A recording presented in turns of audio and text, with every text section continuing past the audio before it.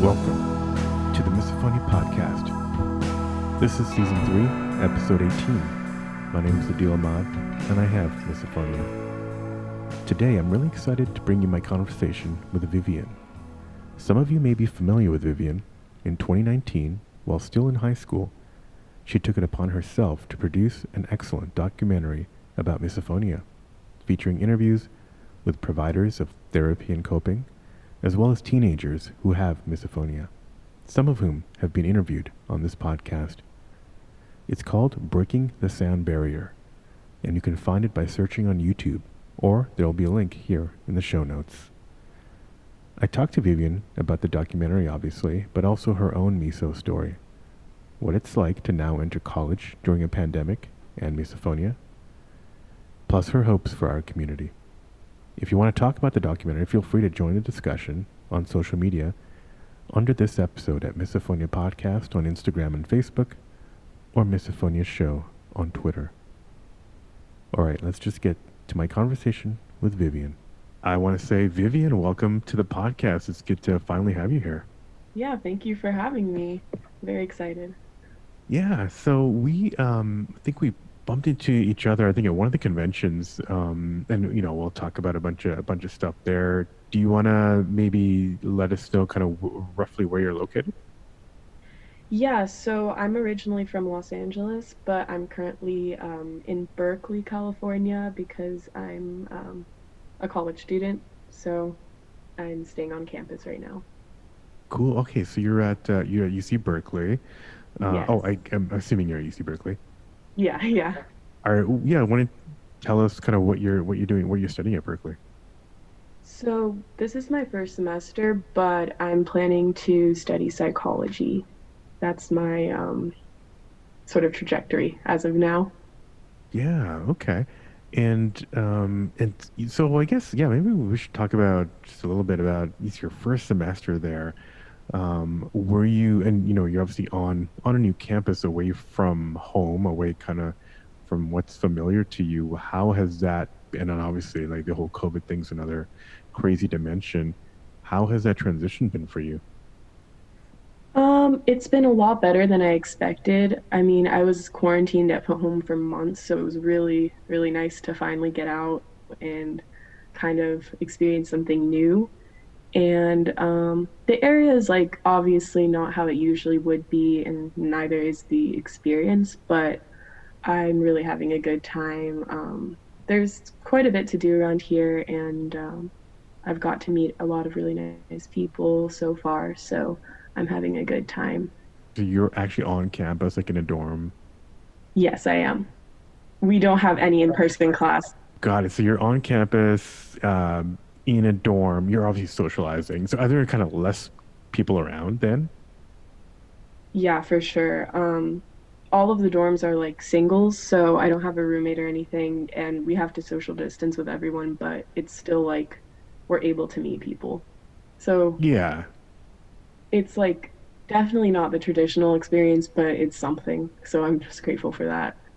Yeah, it's kind of interesting. It could be, for us misos, it's maybe a little bit in some ways better because it's all single dorms, Yeah, and you don't just it's not a huge cacophony, less partying, less just yeah, people, more social distancing. Might be kind of a maybe a blueprint to how misos should kind of transition into college and into other situations. yeah, Going yeah. forward I've been because thinking about that a lot. Like, especially with the classes, it's just so nice to have all the other students muted unless they're like talking. But like, it's so much less distracting. And honestly, since getting here, my misophonia has been practically non-existent, which is like crazy for me because, um, like, obviously I'm not around people as much, but most of my triggers were with family members. So now that I'm not living at home, that's also a big change in a kind of a positive way. So yeah, in that regard, there's like this whole social distancing college thing has worked out quite well. Yeah, I mean, who would have thought that if you told us at one of those conventions a couple of years ago that you could go to college and there could be nobody around, no classes, but you're still kind of like Yeah. getting your degree at the end. You people Yeah. will be like you're s you're you're shitting me, but it's kind of interesting. It's kind of a weird. It's like you're wearing a kind of a meso simulation of like Yeah, exactly. potential ideal societies. So yeah, so I guess maybe we'll come back to college in a second, but I'm curious since you mentioned, family life, for a lot of us, family is the kind of the initial triggers. Um, Yeah. so yeah, why don't we go all the way back? Like, when did you first kind of notice this? So like my mom always claims that I've had it forever, but I really don't believe her. And I feel like my first memory of it is like driving to school with my dad in middle school, so like sixth grade. And I was just like really irritated by the sound of his breathing, and he would also sniffle a lot. So, yeah, that just became a miserable experience every single day. And it then just started kind of getting worse from there, and more things started building up as they do. Yeah, cars are rough. I've had conversations with a few people about that where their initial trigger, well, not I won't say initial, but some of their earliest memories are friends or family members in a car and you can't get out. It's kind of Yeah, like you're trapped. It's kind of the worst, one of the worst case yeah, scenarios. So yeah. I could imagine going to school, maybe these days cars are either they try to advertise the cars are super quiet, so it's like it's even worse. It's only Oh more gosh, noticeable. yeah. No, So quiet so I cars guess are it, the worst.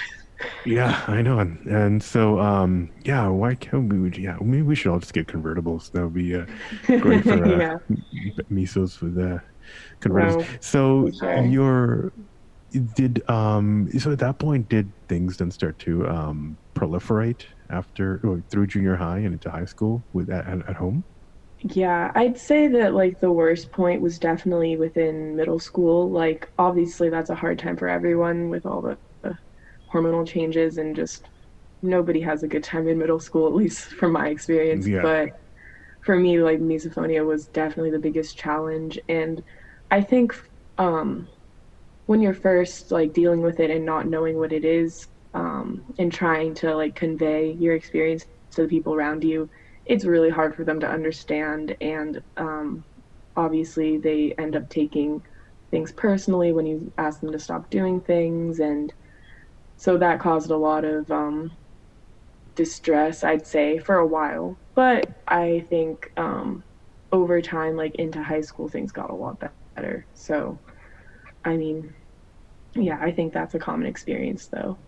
Yeah, so they got a lot better for you at home in high school then? Was it because you were able to articulate it well to your family, or at least start to articulate it better?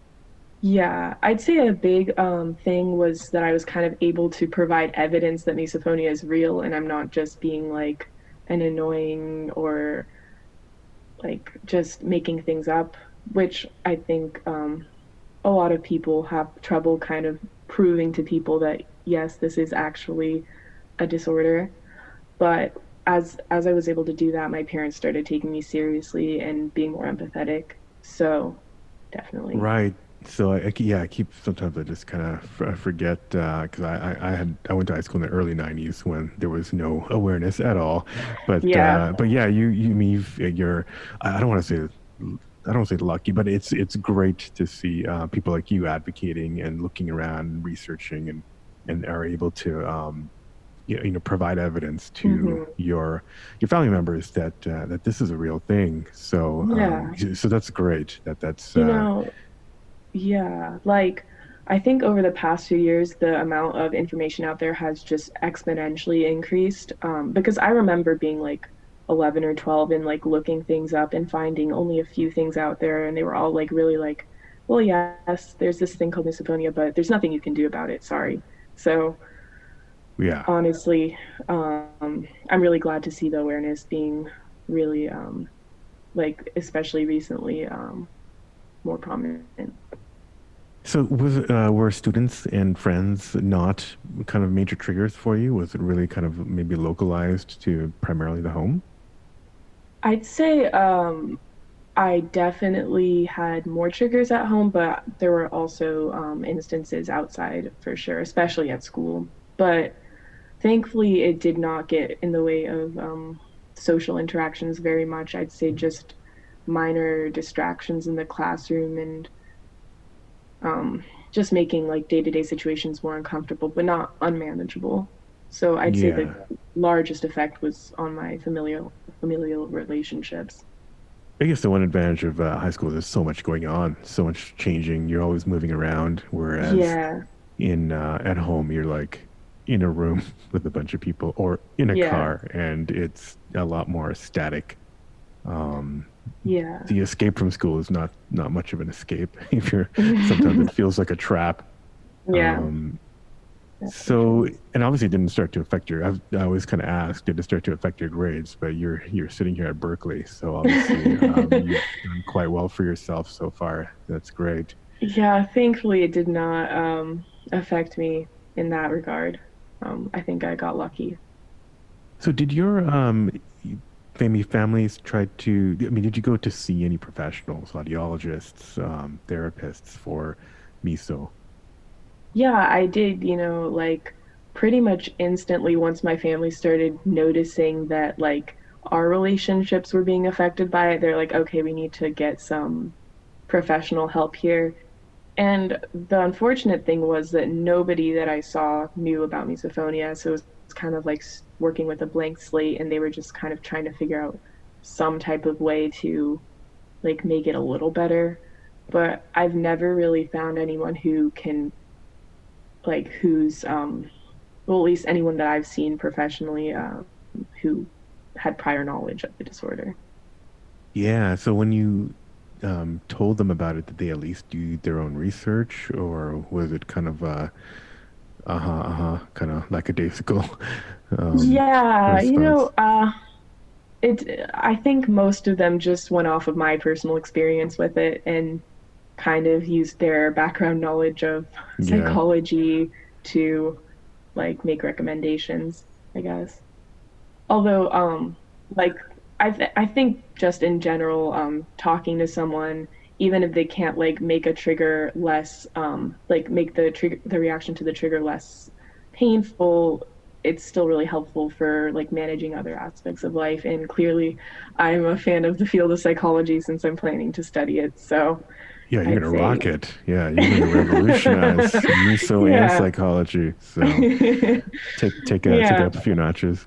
But did you get anything useful? Maybe you or your family members in how you can and how you were able to then um, deal with it together? I'd say, yeah, like in terms of how I expressed my, like for instance, asking my mom to stop chewing gum, like instead of being super um, reactive and angry in my response, like trying to be a little more understanding of like how it is for my parents. And I'd say definitely just in general, having someone to talk to about it just makes it like talking to someone is really just a nice experience, I think. Yeah, I mean that's one of the great things about the convention. One reason why I do this is to kind of show people that Yeah, we're just talking about a no, one-on-one for sure. and not just reading a couple of two-sentence rant on Facebook, which Yeah, might be helpful for that person. Definitely, we encourage that. We encourage any communication, but yeah, kind of just a deeper, more holistic look at a conversation with somebody is super helpful, I think. I 100% agree with that. So I guess yeah, maybe let's talk about well, I don't know, let's talk about your choice in to choose psychology. I'm I'll go out on a limb and say it was maybe a little bit related to your experience with misophonia. Is that maybe a correct statement? Yeah, so my experience with misophonia like introduced me to the idea of mental health, and my own struggle with it showed me like how important and big a role it plays in people's lives. And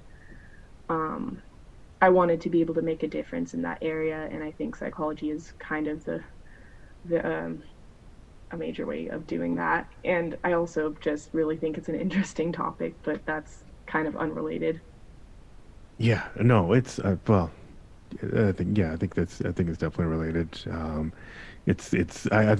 personally find it interesting. Not well, I'd find mental health and helps you helping people interesting in general, but also just the fact that misophonia is, I think, so widespread and under Yeah, diagnosed and kind of the underdog, and that's always interesting, even from a yeah, non medical perspective. So that's one reason I want to give it a voice. It's just like this is yeah. this That's is a fascinating, definitely understandable. and I think maybe I know maybe at this point maybe we talk about the breaking the sound barrier project that you did. Do you want to maybe touch on that? Yeah, for sure. So, Breaking the Sound Barrier, it's I guess you could say a short documentary film I made last summer, so 2019, about teens with misophonia, specifically like how they cope with it and how it affects them. So I was inspired to make that mainly because I just was really taken aback by the lack of information out there, especially positive information like that shows, oh, it's possible to live a good, happy life with misophonia. And I also just wanted to share people's voices because I really felt like there was a lack of, um, community surrounding misophonia. And a lot of us feel really alone. That's kind of one of the hardest parts of this condition. At least that's, Absolutely.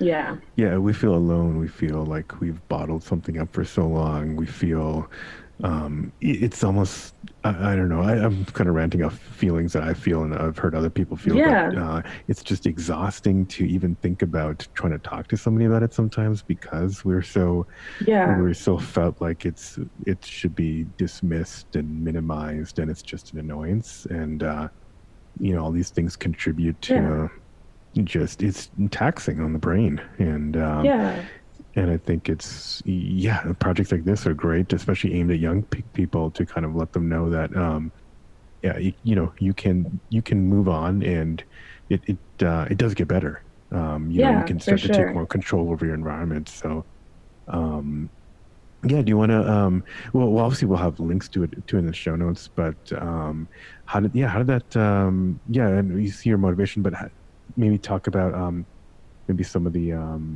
the people that uh kind of maybe were in it or kind of were affected by the project. Yeah, for sure. So this project was definitely like a journey for me. It took quite a while to get it like started. I reached out to so many different people, like asking for advice on what to do, or because I just wanted to do something to benefit the misophonia community. I wasn't sure Yeah. what initially. Did you have a And background in filmmaking before, or was it something you just took it upon yourself to do?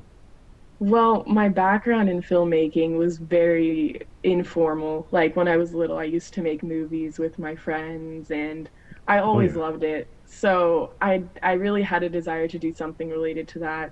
And also just something in me was like, yeah, I really want to make a movie. That would be fun.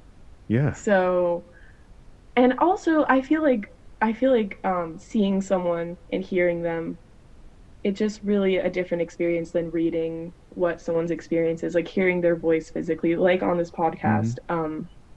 It really kind of conveys the story in a more heartfelt and human way, I guess. And humorous So, sometimes too, which is a great coping mechanism. I like yeah, try to let people be themselves, and we try to laugh as much as possible, and that's just something nice to hear, I think. yeah, for sure.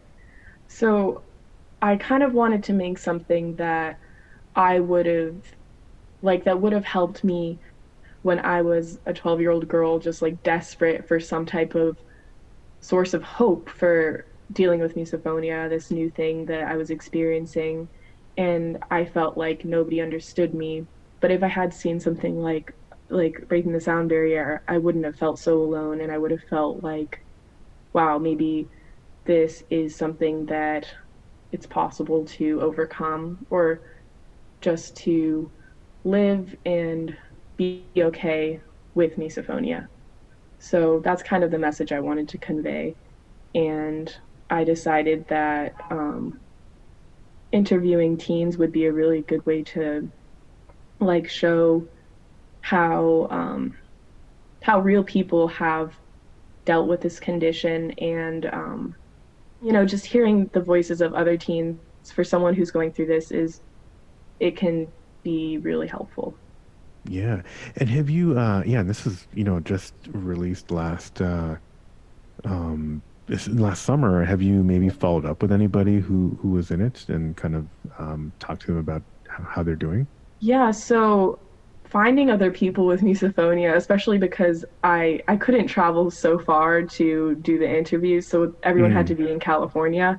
It took quite a while and I had to do a bunch of like scavenging online and on like Facebook groups and Instagram Yeah. pages. And I thought that was a really fun process getting to like meet other people with misophonia. I had never met anyone else before who had the condition. So meeting such like a wide range of people in terms of age and experience, it was really, really a beautiful experience for me. And yeah, so a lot of multiple people who I interviewed had been doing some kind of advocacy work on their own. Like Natalie, I believe she was on this podcast in her club at UCLA. UCLA. Yeah. Yeah. So I was also really inspired by what they were doing. And I just think it's really amazing that even though people might not know each other, others with misophonia, a lot of us are just doing some type of um, work to move the community forward, and I think that's really inspiring. Oh, absolutely. Yeah, these are all inspiring. When I heard about the UCLA group, I was like, just promoting as much as I could on Instagram. And Yeah, anytime I talk to somebody who's in college, I'm like, have you heard of that group? I mean, it would be great to have student groups all over the country, yeah, or like little groups at large companies too. Just yeah, have it progress and just be a natural part of like. Of life, so everybody can find the group, so that you join a company or you go to school and you're like, okay, first thing we're gonna do is gonna find the misophonia group, and that should be hopefully one day standard.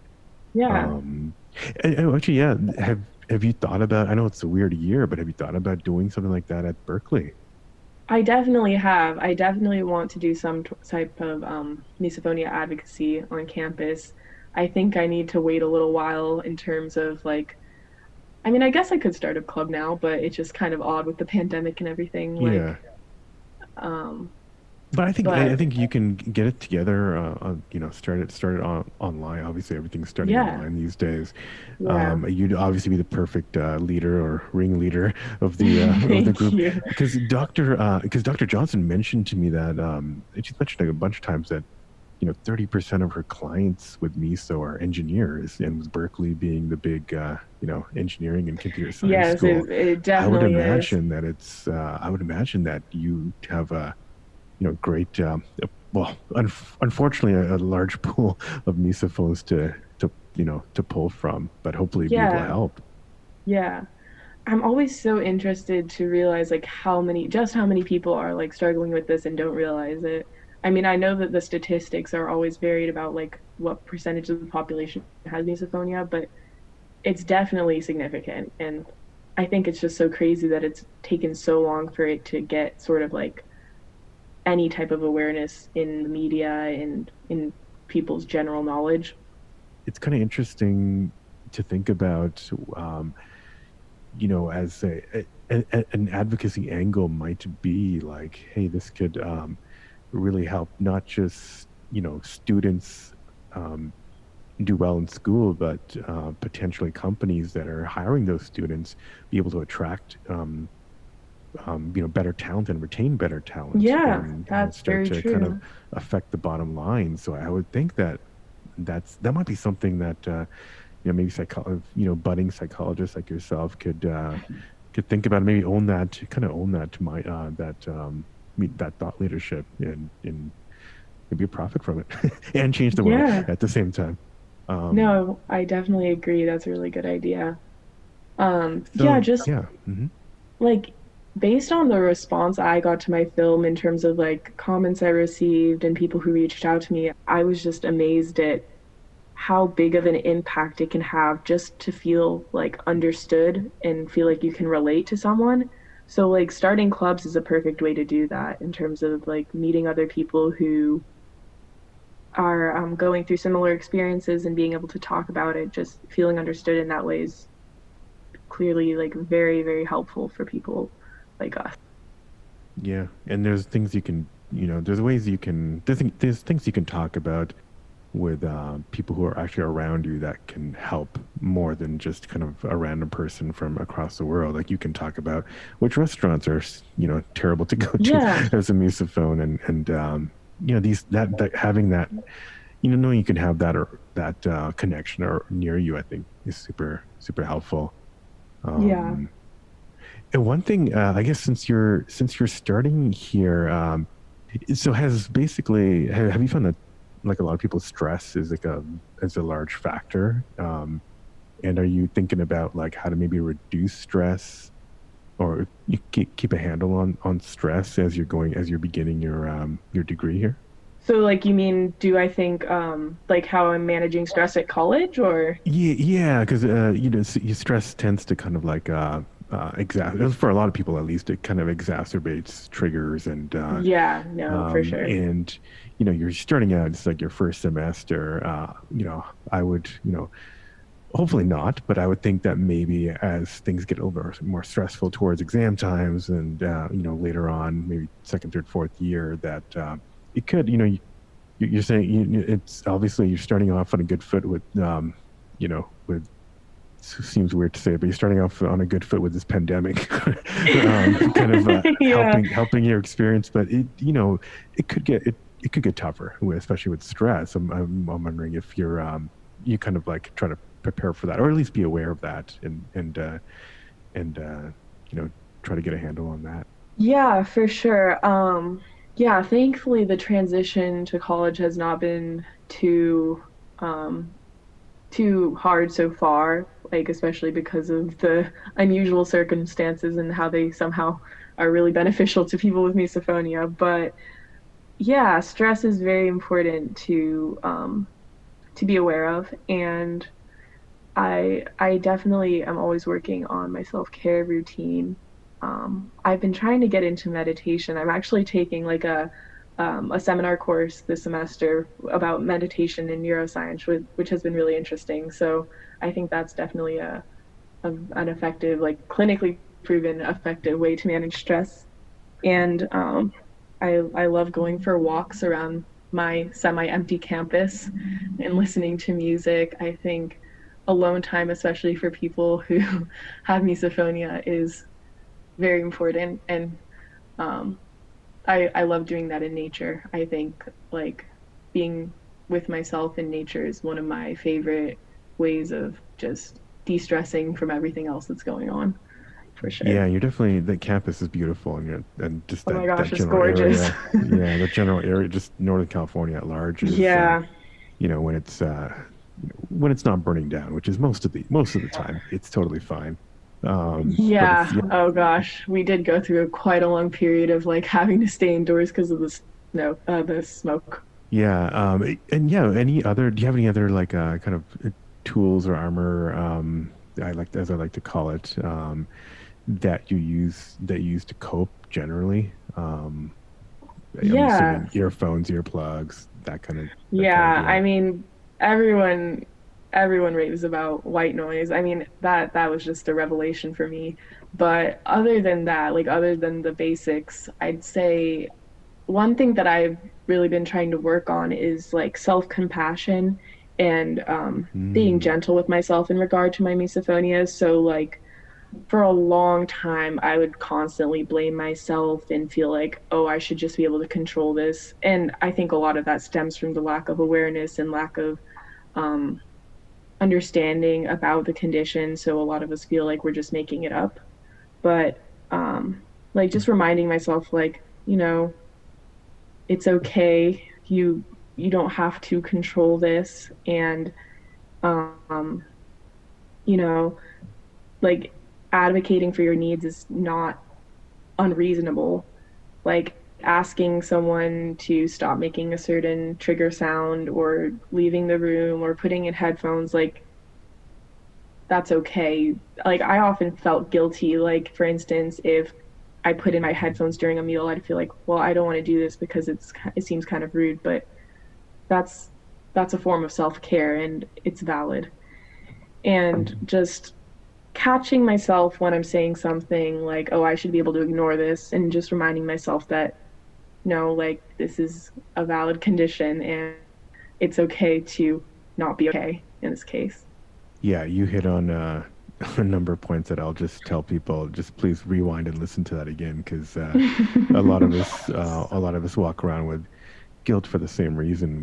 Yeah, Because we've obviously, like as you experienced, have had damaged, I would say, damaged relationships due to this. And when no one acknowledges that it's a real thing, we end up blaming ourselves, and that yeah, just becomes a taxing thing.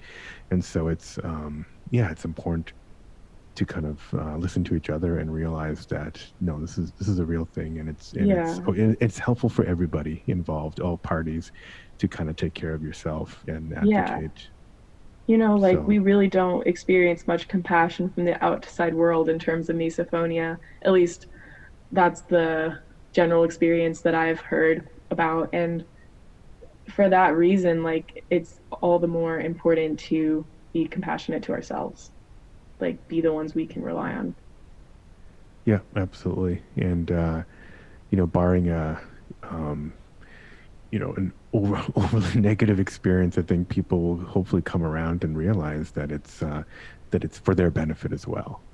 That Yeah. it just doesn't help anybody to for us to be triggered and have to react, and then that just kind of Yeah. good No, for situations bad and sure. bad situations worse. So yeah.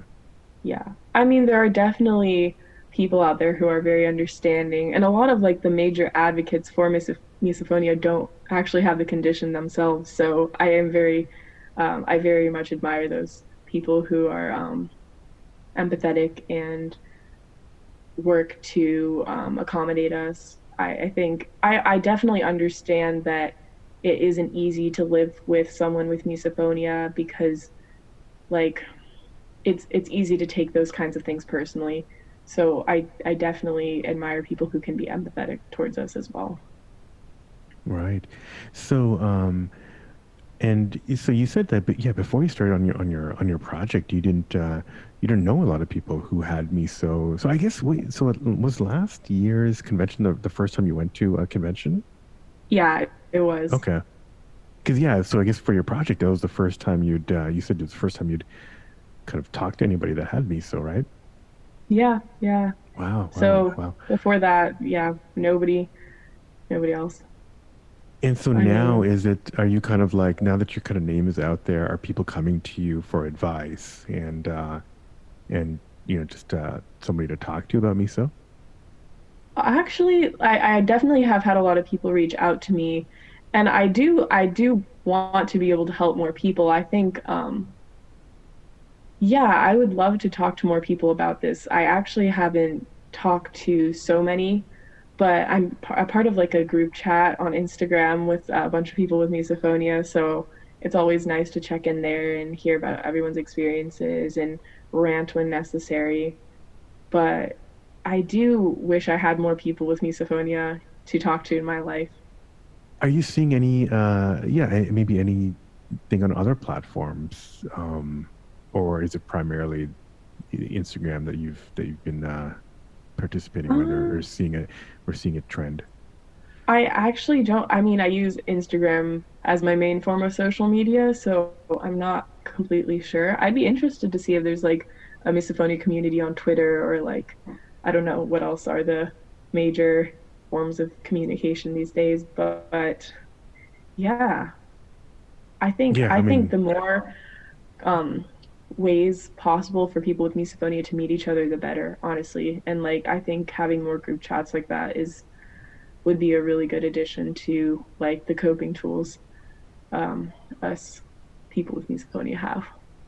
Yeah, yeah. Basically, yeah, you got your headphones on, and then you got your phone where you can just kind of reach out for help um, Yeah, when needed.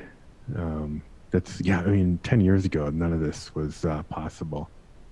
Very cool. Okay, and so yeah, let's see. Were you part of the convention like a couple weeks ago? Um, or I think it was like a yeah the remote I one.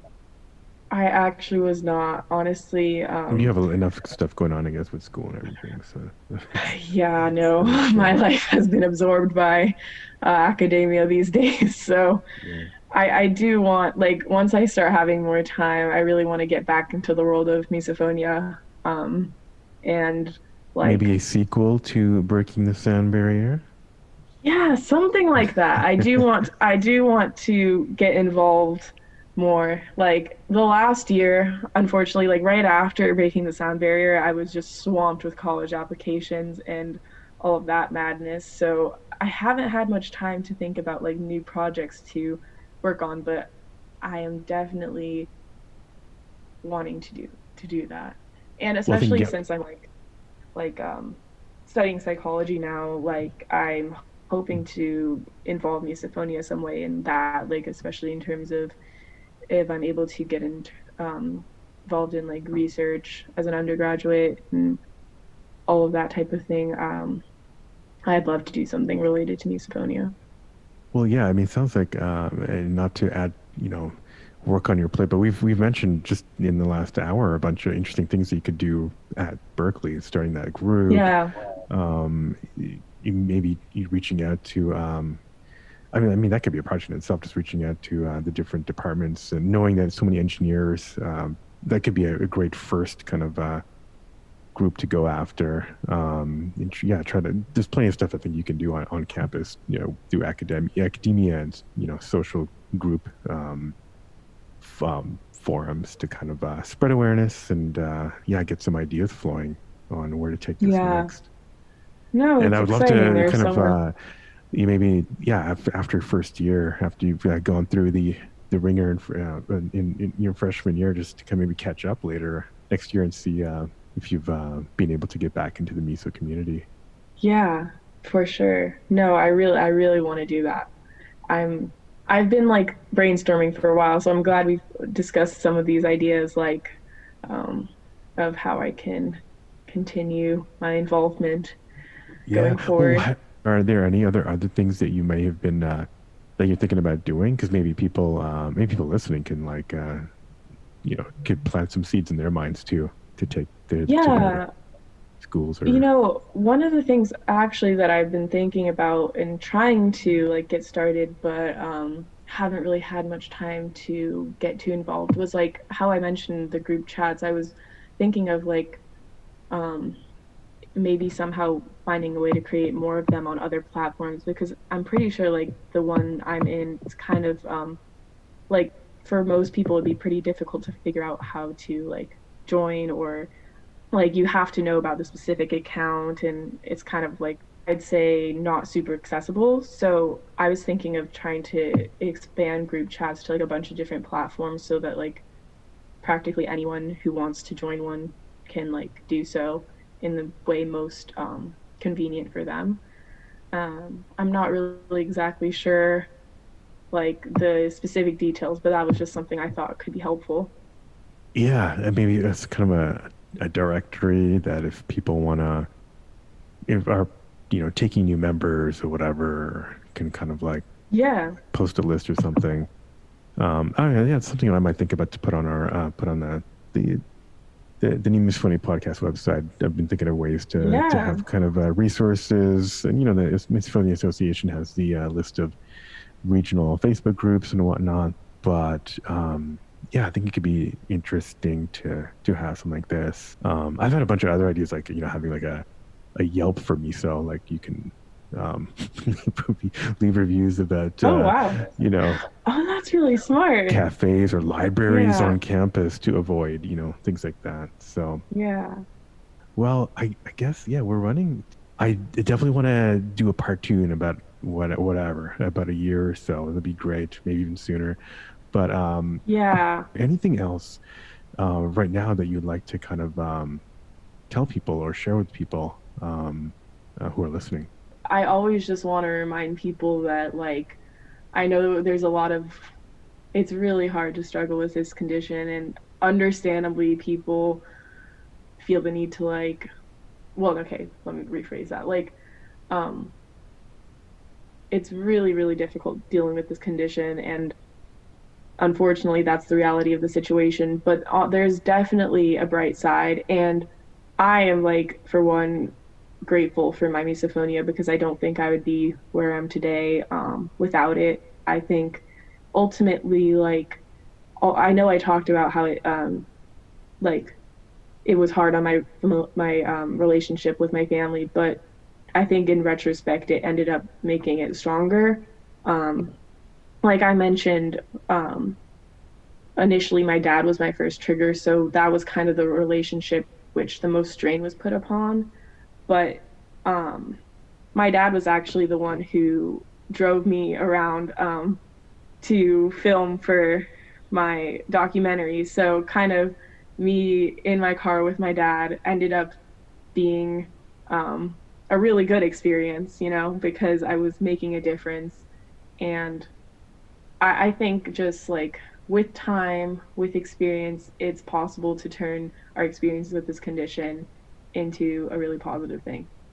That's yeah, that was just a beautiful story about about your yeah, the relationship with your dad turning around.